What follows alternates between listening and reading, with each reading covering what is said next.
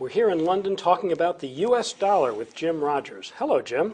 Howard, nice to see you. It's good to have you here. Jim, you've been no fan of the U.S. dollar for quite a long time, but right now we've seen the greenback rally very, very well, and it's actually among the best performing asset classes in the world if you consider a currency an asset class. Oh, I do consider currency an asset class. I own currencies. The yen has been even better, and I own the yen as well. Yes, there's a huge forced liquidation of all positions of everything, and as you know, there are gigantic shorts in the U.S. dollar, and they're all being forced to cover. This is not a real rally. The American press says it's because safe haven. Poppycock. It's nothing to do with any of that. It's to do with people are being forced to cover their shorts.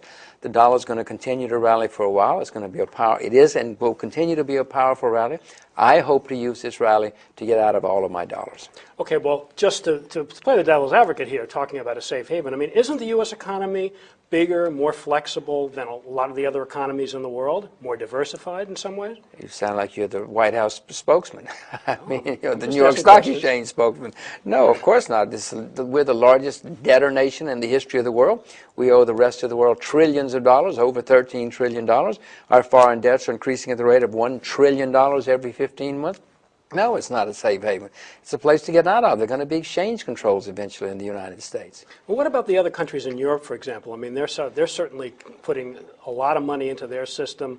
They are very, the UK is pretty deep in debt, similar to the United States. I mean, is that a reason? I mean, in comparison, maybe the dollar looks not as bad as some of the other places? I would not suggest you own sterling. No, under any circumstances. No. The Swiss franc is even coming under question with me now because of what they're doing. Really? The euro is less flawed than the dollar. It's terribly flawed. No, Howard, it's a constant struggle I have. Where do you put your money?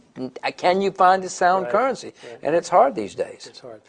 The other question is, what we've seen is American investors who piled into overseas investments in, say, 2005 to 2007 have now been withdrawing money at a dramatic rate.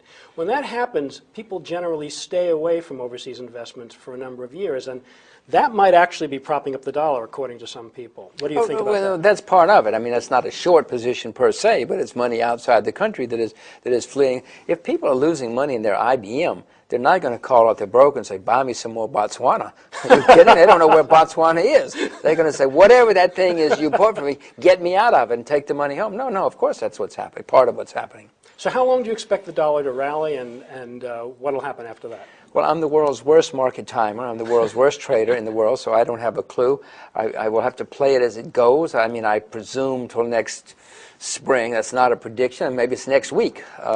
I'm watching it as it goes. It looks as though there are more legs to this rally, but who knows? Thank you very much. Thank you. We've been speaking with Jim Rogers on the MoneyShow.com video network.